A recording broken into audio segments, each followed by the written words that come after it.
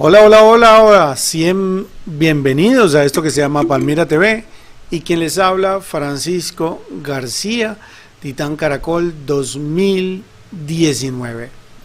Hoy tenemos un programa que se llama Apocalipsis, un nombre bastante duro para algunos, para otros a lo mejor no significa mucho, pero lo cierto es que hay un libro dentro de la Biblia que se llama Apocalipsis y que lo que traduce exactamente la palabra es revelaciones.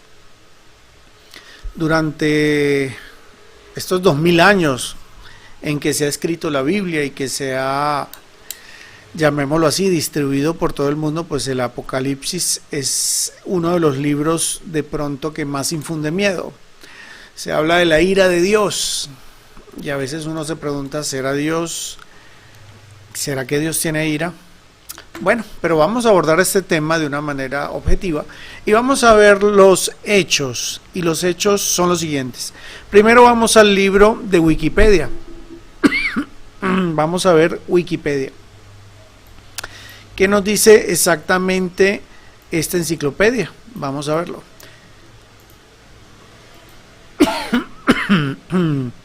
Bueno, concretamente Wikipedia tenemos que nos dice lo siguiente. Dice el Apocalipsis de San Juan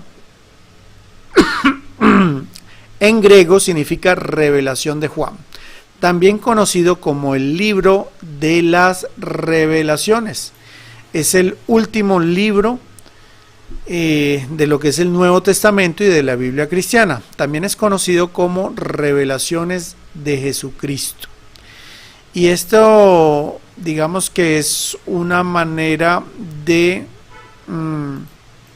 definir lo que es realmente este libro. Así que vamos a verlo.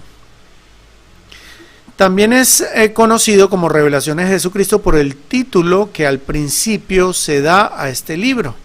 Y en algunos círculos protestantes simplemente como Revelación o Libro de las Revelaciones. Por su género literario es considerado por la mayoría de los académicos el único libro del Nuevo Testamento de carácter exclusivamente proféticos. Y cuando decimos entonces profético, estamos hablando que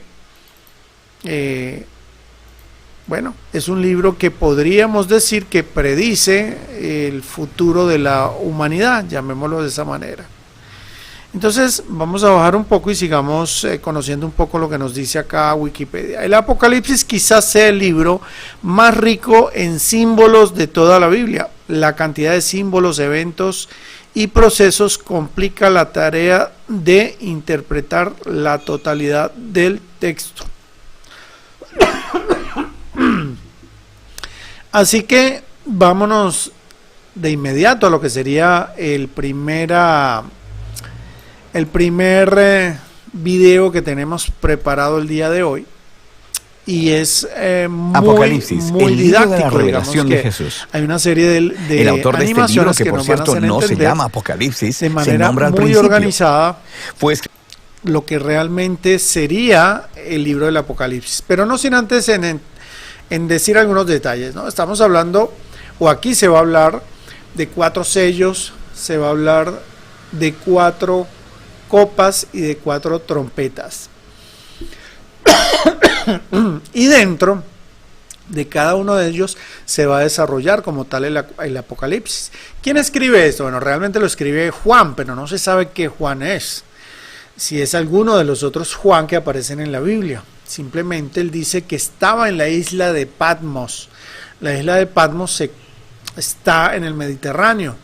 Es una isla que en el año 99 fue considerada como patrimonio de la humanidad.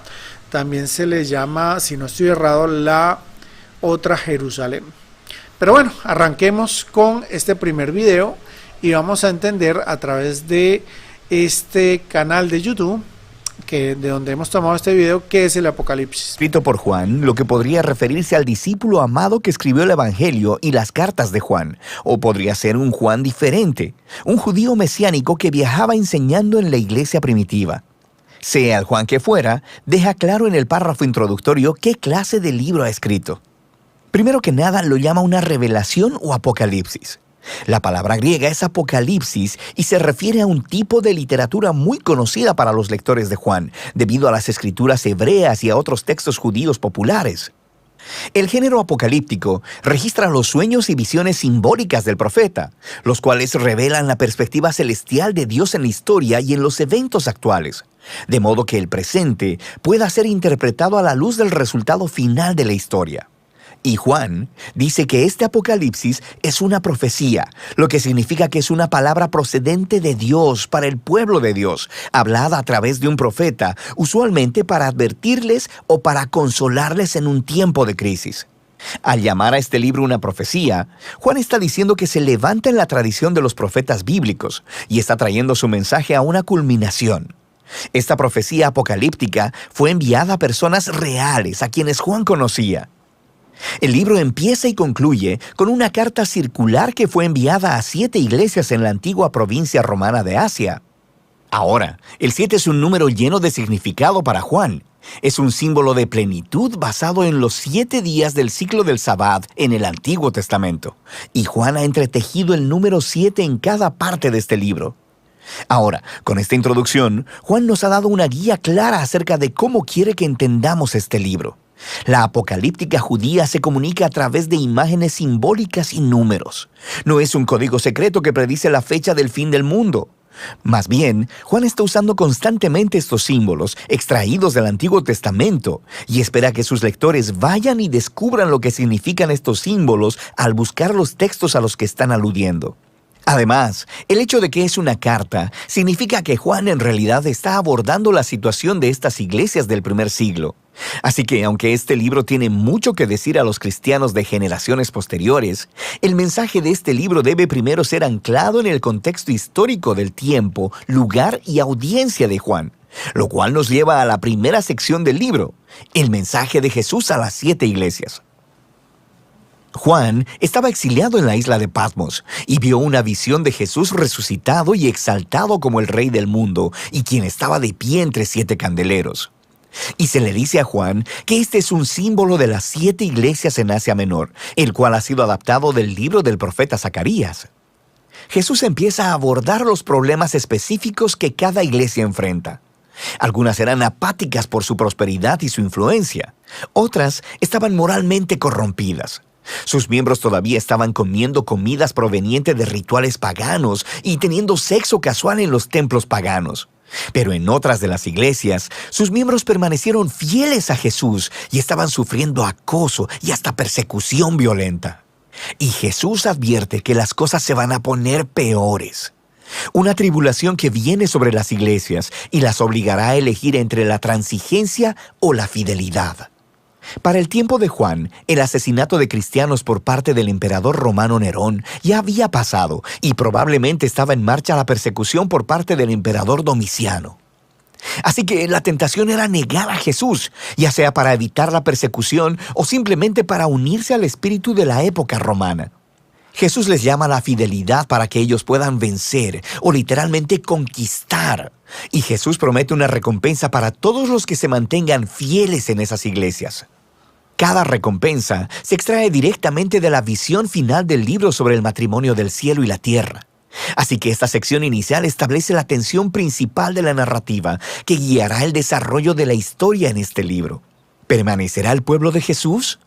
¿Heredarán el nuevo mundo que Dios tiene preparado?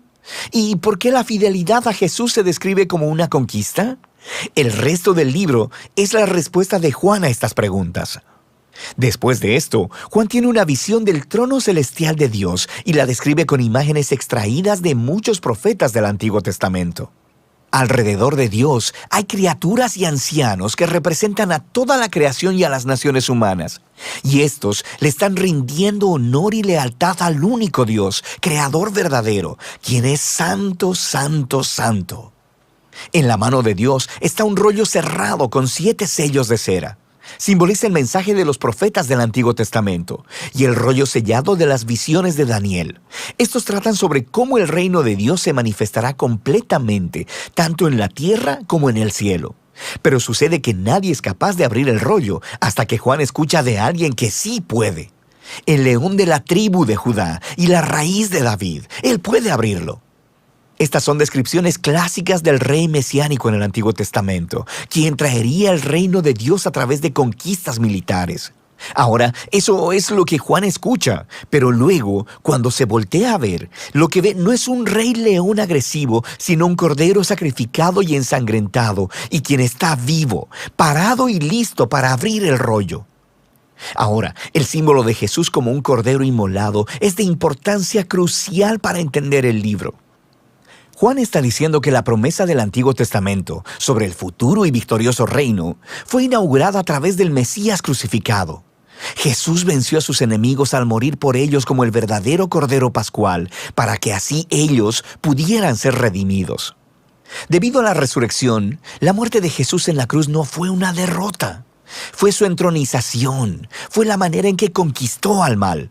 Así que esta visión concluye con el Cordero junto a aquel que estaba sentado en el trono, y juntos son adorados como el único verdadero Creador y Redentor. Y así, el Cordero inmolado comienza a abrir el rollo. Este es un símbolo de su autoridad divina para llevar a su conclusión la historia humana. Lo que nos lleva a la siguiente sección del libro, los 3 ciclos de 7. 7 sellos, 7 trompetas y 7 copas. Y cada ciclo ilustra el reino de Dios viniendo en justicia a la tierra, así como existe en el cielo. Ahora, algunas personas piensan que los 3 grupos de 7 juicios divinos representan una literal secuencia lineal de eventos que ya sucedieron en el pasado, podrían estar sucediendo ahora o que sucederán en el futuro cuando Jesús regrese. Pero nota cómo Juan ha entretejido juntos todos los grupos de 7 para que las últimas 7 copas salgan de la 7ª trompeta y del 7º sello, y cómo las 7 trompetas emergieron del 7º sello. Son como una muñeca rusa. Cada 7º elemento contiene a los siguientes 7. También nota cómo cada una de las series de 7 culminan en el juicio final y tienen conclusiones correspondientes con cada serie. Así que es lo más probable que Juan esté usando cada grupo de 7 para representar desde 3 perspectivas diferentes el mismo periodo de tiempo entre la resurrección y el futuro regreso de Jesús. De manera que el Cordero inmolado empieza a abrir los primeros 4 sellos del rollo. Y Juan ve 4 jinetes. Es una imagen inspirada del libro de Zacarías, capítulo 1.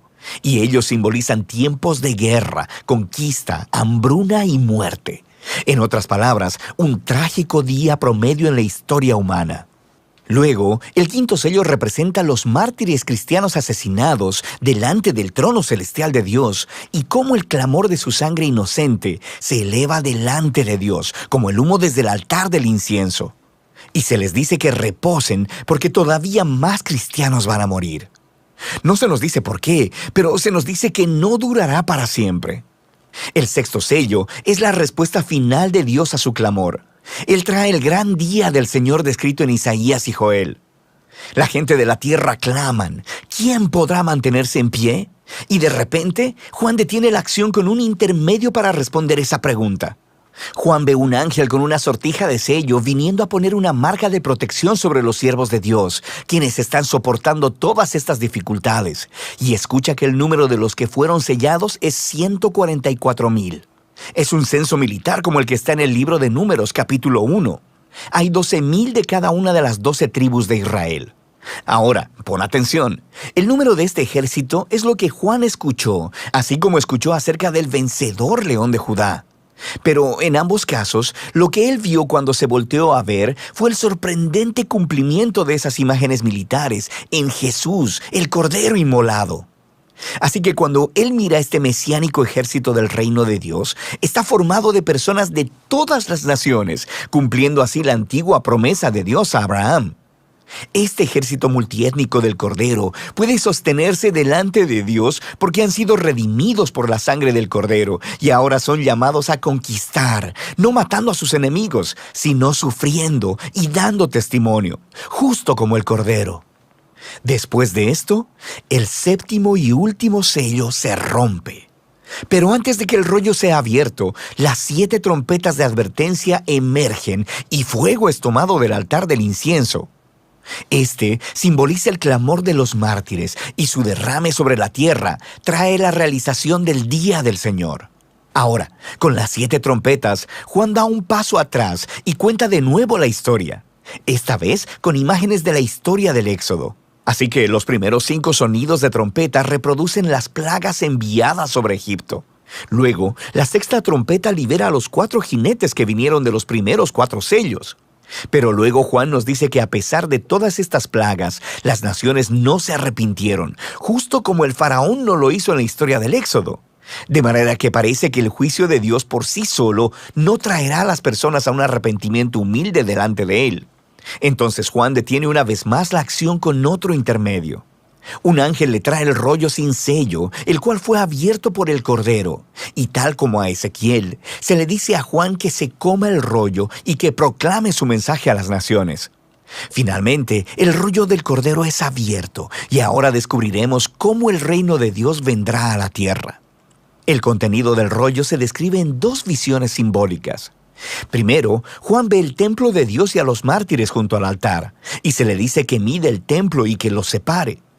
Es una imagen de protección tomada de Zacarías capítulo 2. Pero los atrios de la ciudad son excluidos y son pisoteados por las naciones. Ahora, algunos piensan que esto se refiere literalmente a la destrucción de Jerusalén que sucedió en el pasado o que sucederá en el futuro. Pero lo más probable es que Juan esté siguiendo la tradición de Jesús y los apóstoles, quienes usan el nuevo templo como un símbolo del nuevo pueblo del pacto de Dios. En ese caso, esto es una imagen de cómo los seguidores de Jesús puede que sufran persecución por parte de las naciones, pero esta derrota externa no puede quitarles su victoria por medio del Cordero. Esta idea se expande en la segunda visión del rollo. Dios designa a 2 testigos como sus representantes proféticos a las naciones. Y una vez más, algunas personas piensan que esto se refiere literalmente a 2 profetas que aparecerán algún día en el futuro. Pero Juan los llama candeleros, lo cual es uno de los símbolos que claramente usa para identificar las iglesias.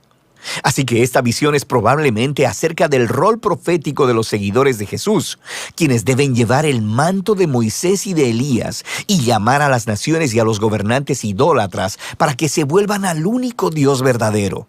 Pero luego, de repente, una horrible bestia aparece, que permite que el lector recuerde Daniel capítulo 7, y la bestia conquista a los testigos y los mata. Pero luego, Dios resucita y vindica a los testigos delante de sus perseguidores, y el resultado final es que muchos de entre las naciones finalmente se arrepienten y dan gloria al Dios creador en el día del Señor. Ahora detente, piensa en la historia hasta aquí. Los juicios de advertencia de Dios a través de los sellos y las trompetas no generaron arrepentimiento entre las naciones, justo como las plagas del Éxodo solo endurecieron el corazón de Faraón. Pero el Cordero conquistó a sus enemigos al amarlos, muriendo por ellos. Y ahora el mensaje del rollo del Cordero revela la misión de su ejército, la iglesia. El reino de Dios será revelado cuando las naciones vean a la iglesia imitando el amoroso sacrificio del Cordero, no matando a sus enemigos, sino muriendo por ellos. Es la misericordia de Dios demostrada a través de los seguidores de Jesús que llevará a las naciones al arrepentimiento. Esta sorprendente declaración es el mensaje del rollo abierto que Juan ha colocado justo en el centro de todo el libro. Después de esto, la última trompeta suena y las naciones son sacudidas, conforme el reino de Dios viene a la tierra como es en el cielo. Así que ahora sabemos cómo la iglesia dará testimonio a las naciones y heredará la nueva creación. Pero ¿quién es esa terrible bestia que hizo guerra al pueblo de Dios? ¿Y cómo terminará toda esta historia? Juan nos dirá esto en la segunda mitad del libro de Apocalipsis.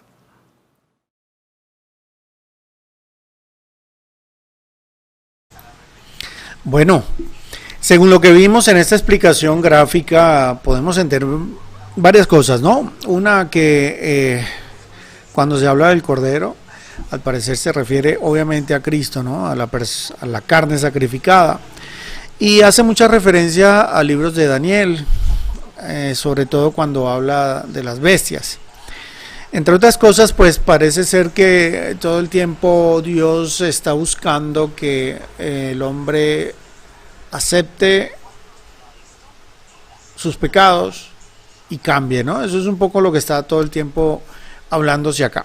Yo quiero volver aquí a lo que es Wikipedia y vamos a leer un poco sobre el autor, ¿no? Dice, el autor se identifica a sí mismo dentro del libro como Juan, y en condición de desterrado en la isla de Patmos, en el mar Egeo, por dar testimonio de Jesús, es el mar Egeo, no el Mediterráneo, la coincidencia de este nombre con el Juan evangelista y el autor de otros escritos del Nuevo Testamento es en gran parte la razón por la cual se le atribuye el libro de manera tradicional al apóstol San Juan, a quien se le atribuye también el cuarto evangelio y 3 cartas, la 1, la 2 y la 3. Sin embargo, en el Apocalipsis el autor solo menciona su nombre, sin identificarse nunca con el del apóstol Juan de los evangelios, o que se trate siquiera del mismo autor de los otros escritos atribuidos al apóstol. La mayoría de los padres de la iglesia primitiva o padres apostólicos como Papía, Justino, Meltión, Hereno, Hipólito y otros más afirmaban que el autor de este libro inspirado era el propio evangelista. Bueno, no se ponían de acuerdo. En fin, quería simplemente reseñar un poco esto sobre el autor. Vamos a seguir viendo la segunda parte de esta explicación que me pareció genial y por eso se las traje hoy en Lunes de Misterio. Vamos a seguir escuchándola. Apocalipsis, la revelación de Jesús dada a Juan el profeta. En el primer video exploramos la forma en la que Juan compuso esta profecía apocalíptica como una carta circular para las 7 iglesias de Asia Menor, para retar y consolar a esos cristianos que estaban sufriendo de apatía y de persecución bajo el Imperio Romano. También nos encontramos con el principal símbolo que Juan usa para identificar a Jesús, el Cordero Inmolado, quien conquistó a sus enemigos al morir por ellos. Él es quien abre el rollo conteniendo los propósitos de Dios de traer su reino a la tierra como existe en el cielo.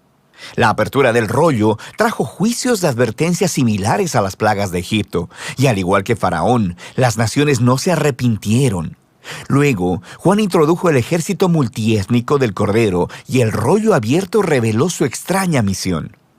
Esta misión es seguir al Cordero llevando testimonio de la justicia y la misericordia de Dios a las bestiales naciones, incluso si eso les acarrea la muerte.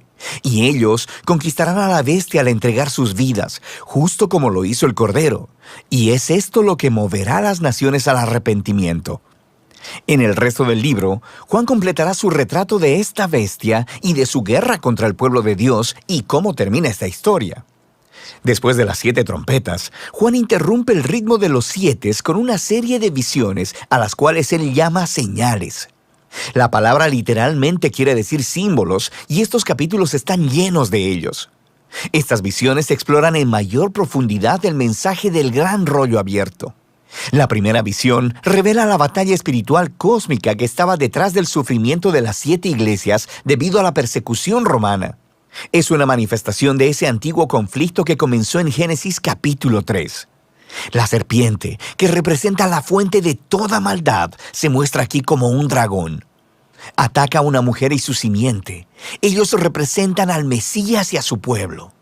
Luego, el Mesías derrota al dragón a través de su muerte y resurrección, y el dragón es arrojado a la tierra. Ahí, el dragón inspira odio y persecución hacia el pueblo del Mesías. Pero ellos conquistarán al dragón al resistir su influencia, incluso si él los mata. Juan está intentando mostrar a las iglesias que ni Roma ni ninguna otra nación o ser humano es el verdadero enemigo. Hay poderes espirituales oscuros obrando, y los seguidores de Jesús anunciarán la victoria de Jesús permaneciendo fieles y amando a sus enemigos, justo como lo hizo el Cordero Inmolado. La siguiente visión de Juan recuenta la historia del mismo conflicto, pero en esta ocasión con el simbolismo terrenal de las visiones de animales de Daniel. Juan ve 2 bestias empoderadas por el dragón. Una de ellas, bestia, y su número 6 en la frente o la mano. Ahora, esta es la infame imagen, y no descubrirás su significado leyendo titulares noticiosos. Aquí Juan está haciendo una clara referencia al hebreo del Antiguo Testamento. Primero que nada, esta marca es el anti-Shema. La escritura en la frente y la mano es una clara referencia al Shema, una antigua oración judía de lealtad a Dios que se encuentra en el libro de Deuteronomio. Esta oración también se escribía en la frente y la mano como símbolo de la dedicación de todos tus pensamientos y acciones al único Dios verdadero. Pero ahora, las naciones rebeldes demandan lealtad hacia sí mismas y obligan a todos a decidir a quién seguirán. Luego está el número de la bestia, que ha fascinado a los lectores durante miles de años. Pero este no era un misterio para Juan. Él hablaba hebreo y griego, y las letras hebreas también eran números. Si deletreas las palabras griegas, Nerón, César y la palabra bestia en hebreo, cada una equivale a 666. Ahora, Juan no está diciendo que Nerón era el único cumplimiento de esta visión. Nerón es solo un ejemplo reciente del antiguo patrón presentado por Daniel, en el cual las naciones se convierten en bestias cuando exaltan su propio poder y seguridad económica como si fuera un dios falso, y luego demandan completa lealtad de las demás naciones. Así que Babilonia era la bestia en el tiempo de Daniel. Pero este imperio fue sucedido por Persia, Grecia y ahora por Roma en el tiempo de Juan, y lo mismo para cualquier nación posterior que actúe de la misma manera. Levantándose en oposición a las naciones bestiales y al dragón, está otro rey. Es el Cordero Inmolado. Él está con su ejército, quienes han dado sus vidas para seguirlo. Y de la Nueva Jerusalén sale su canto de victoria a las naciones, en lo que Juan llama el Evangelio Eterno. Y ellos llaman a todos a arrepentirse y a adorar a Dios y a salir de Babilonia, quien caerá, porque sus días están contados. Luego Juan mira una visión del juicio final. Está simbolizada por dos cosechas. Una es una buena cosecha de grano, mientras el Rey Jesús viene para reunirse con su pueblo fiel. La otra es una cosecha de uvas para hacer vino. Representa la intoxicación de la humanidad con el mal. Ellos son llevados al lagar y pisoteados. Ahora, a través de todas estas visiones de señales, Juan está poniendo una clara elección delante de las 7 iglesias. ¿Resistirán el engaño de Babilonia y seguirán al Cordero, o seguirán a la bestia y sufrirán su derrota? Ahora que la elección es clara, Juan continúa con un ciclo final de 7 juicios divinos simbolizados por el derramamiento de 7 copas. Ahora, sabemos por el rollo del Cordero y por las señales en forma de visiones que muchos de entre las naciones sí se arrepienten. Pero así como las plagas del Éxodo son repetidas y derramadas a través de las copas, hay muchas personas que no se arrepienten. Ellos se resisten y maldicen a Dios al igual que Faraón. Y todo esto lleva a la 6ª copa, formada por el dragón y la bestia, quienes reúnen a las naciones para hacer guerra contra el pueblo de Dios en un lugar llamado Armagedón. Esto se refiere a un llano al norte de Israel, donde Israel peleó muchas batallas contra naciones invasoras. Y algunas personas creen que esta 6ª copa se refiere a una batalla real del futuro. Otros piensan que es una metáfora de la justicia final de Dios sobre el mal. De cualquier modo, Juan claramente ha tomado imágenes del libro de Ezequiel sobre la batalla de Dios contra Gog. Gog era el símbolo de Ezequiel para las naciones rebeldes reunidas delante de Dios para enfrentar su justicia. Y eso es lo que viene en la 7ª copa. Es la 4ª y última representación del día del Señor, donde la maldad de las naciones es derrotada de una vez y para siempre. Ahora, Juan ha elaborado completamente el mensaje del rollo sin sellos del Cordero, y ahora regresa a expandir 3 temas claves que introdujo anteriormente: la caída de Babilonia, la batalla final para derrotar el mal y la llegada de la Nueva Jerusalén. Y cada uno de estos ilustra la venida final del reino de Dios desde un ángulo diferente. Entonces, primero tenemos la caída de Babilonia. Un ángel le muestra a Juan una mujer hermosa, vestida como una reina, pero borracha con la sangre de los mártires y de toda la gente inocente. Ella está cabalgando en la bestia dragón, mencionada en las señales de la visión. Es un símbolo de las naciones rebeldes y se le llama Babilonia, la prostituta. Los símbolos detallados de esta visión serían muy claros para los primeros lectores de Juan. Él está personificando el poder militar y económico del Imperio Romano, pero también está haciendo algo más. En esta visión, Juan ha mezclado palabras e imágenes de cada uno de los pasajes del Antiguo Testamento referentes a la caída de la antigua Babilonia, de Tiro y de Edom. Juan está mostrando cómo Roma es simplemente la versión más reciente del arquetipo del Antiguo Testamento de la humanidad en rebelión contra Dios. Ellos se reúnen y forman naciones que exaltan su propia seguridad económica y militar como un dios falso. Esto no es algo limitado al pasado o al futuro. Es una representación de la condición humana a través de la historia. Diferentes Babilonias irán y vendrán hasta que llegue el día cuando Jesús regrese para reemplazar a Babilonia con su reino. Pero, ¿cómo vendrá el reino de Jesús? Hasta este punto, el día del Señor ha sido representado como un día de fuego, un temblor o una cosecha. Y ahora se representa como una batalla final y es contada 2 veces, resultando en la reivindicación de los mártires.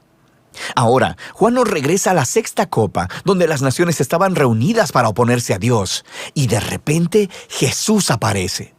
Él es el gran héroe. Él es la palabra de Dios cabalgando sobre un caballo blanco, y Él está listo para conquistar la maldad del mundo. Pero pon atención, Él está cubierto de sangre antes de que la batalla siquiera comience. Y eso es porque se trata de su propia sangre, y su única arma es la espada de su boca. Es una imagen adaptada de Isaías. Juan nos está diciendo que el Armagedón no será un baño de sangre. Más bien, el mismo Jesús que derramó su propia sangre por sus enemigos, ahora viene proclamando justicia. Él les pedirá cuentas a aquellos que se nieguen a arrepentirse de las maneras en que hayan participado en la destrucción del mundo bueno de Dios. Y el destructivo fuego de infierno que ellos han desatado en este mundo de Dios justamente se convierte en el destino designado por Dios para ellos. Después de esto, Juan ve una visión con los seguidores de Jesús que han sido asesinados por Babilonia. Y ellos son resucitados y reinan con el Mesías durante 1000 años. Después de esto, el dragón que inspiró la rebelión de la humanidad contra Dios, moviliza a las naciones del mundo para que se reúnan en rebelión contra el reino de Dios. Pero delante del trono de la justicia de Dios, todos ellos enfrentan las consecuencias de la derrota eterna. Así que las fuerzas del mal espiritual y todos aquellos que no quieren participar en el reino de Dios son destruidos. Se les da lo que quieren, existir por ellos mismos y para sí mismos. Y así, el dragón y Babilonia y todos los que los eligen son puestos en un aislamiento eterno y nunca más podrán corromper la nueva creación de Dios. Ahora, hay mucho debate sobre la relación de los 1000 años con esas 2 batallas. Hay algunos que piensan que se refiere a una secuencia cronológica literal. El regreso de Jesús seguido por un reino de 1000 años en la tierra llamado el milenio, seguido del juicio final de Dios.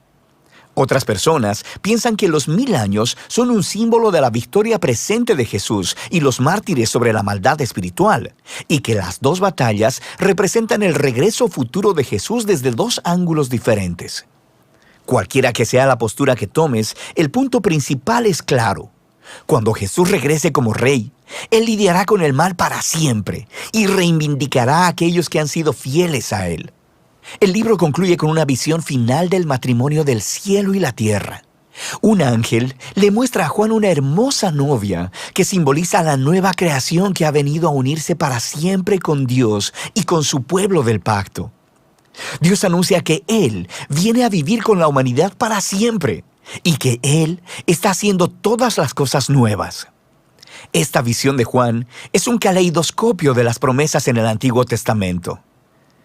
Este lugar es un cielo nuevo y una tierra nueva, una creación restaurada que ha sido sanada del dolor y la maldad de la historia humana. También es un nuevo jardín del Edén, el paraíso de vida eterna con Dios. Pero no es simplemente un regreso al jardín, es un paso adelante hacia una nueva Jerusalén, una gran ciudad donde las culturas humanas en toda su diversidad trabajan juntas en paz y armonía delante de Dios. Y en el giro más sorprendente de todos, en la nueva creación, no hay edificio dedicado a ser templo, porque la presencia de Dios y el Cordero que alguna vez estuvieron limitadas al templo, ahora llenan cada centímetro del nuevo mundo. Y allí hay una nueva humanidad cumpliendo el llamado que se les dio a los primeros humanos en la primera página de la Biblia. Reinar como imagen de Dios, colaborar con Dios en dirigir su creación hacia un territorio nuevo e inexplorado. Y así termina el Apocalipsis de Juan y la épica narrativa de toda la Biblia. Juan no escribió este libro como un código secreto para que descifres los tiempos del regreso de Jesús. Es una visión simbólica que produjo un reto y trajo esperanza a las 7 iglesias del primer siglo y después de ellas a cada generación de cristianos. Nos revela el patrón de la historia y la promesa de Dios en el sentido de que todo reino humano eventualmente se convierte en Babilonia y debe ser resistido en el poder del Cordero inmolado. Pero hay una promesa. Jesús, quien amó y murió por este mundo, no dejará que Babilonia esté fuera de control. Él regresará a quitar el mal de su mundo bueno y hará nuevas todas las cosas. Y esta es una promesa que debe motivar a cada generación del pueblo de Dios a ser fieles hasta que el Rey regrese. Y de eso se trata el libro de Apocalipsis. Bueno, eso fue una explicación muy gráfica y muy detallada de lo que es el libro del Apocalipsis. ¿Se reveló el misterio? No sé, ¿qué piensan ustedes? Lo cierto es que Hollywood y sus películas pues siempre van a utilizar muchos de estos temas para hacer o generar películas, ¿no? Cuando hablamos de Armagedón, cuando hablamos de los sellos, de las copas, de los jinetes, de los 144,000 del arrebatamiento, de tantos temas que se manejan dentro y fuera de este libro del Apocalipsis, siempre va a ser un misterio para nosotros, un libro escrito hace aproximadamente 2000 años. ¿Será que todo eso ya pasó o todavía nos esperan algunas últimas profecías? Se lo dejo a su criterio. Nos vemos el próximo lunes de misterio. Chao, chao.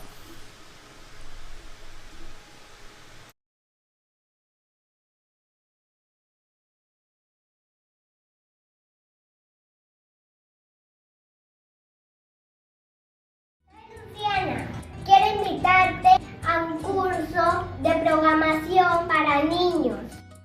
Aprende tecnología, aprende todos los temas desde cero. Curso de Scratch, App Inventor, electrónica, robótica, 2 horas por clase. Clases semanales los sábados, inversión 12.500 pesos por hora. Aprende programación, crea tus propias apps móviles, simula circuitos con proteos y haz funcionar tu placa Arduino para que crees tus propios sistemas robóticos. Contacto al 312-712-4154 solamente en WhatsApp. Calle 36, número 2423. Puedes hacerlo presencial o virtual. Te invita el ingeniero electrónico Francisco García, finalista de Titanes Caracol en tecnología en el año 2019. ¿Qué esperas? Cronómetro CrossFit, hecho en Colombia. Apoya la industria nacional. AMRAP, EMON, conteo ascendente, conteo descendente, Tabata, reloj de tiempo real, alarma sonora. Escriba el tiempo que quiera con teclado, controles remoto, opcional y Apple Android, chasis en aluminio y acrílico, 1 año de garantía. Cronómetro CrossFit, hecho en Colombia. Chiquitines, refuerzos escolares, 15 años de experiencia. Usamos tecnología para estimular el aprendizaje. Profesora Jinsi Rodríguez. Chiquitines, refuerzos escolares. Calle 36, número 2423, en el barrio obrero de Palmira. WhatsApp 314-330-3535. Chiquitines, refuerzos escolares.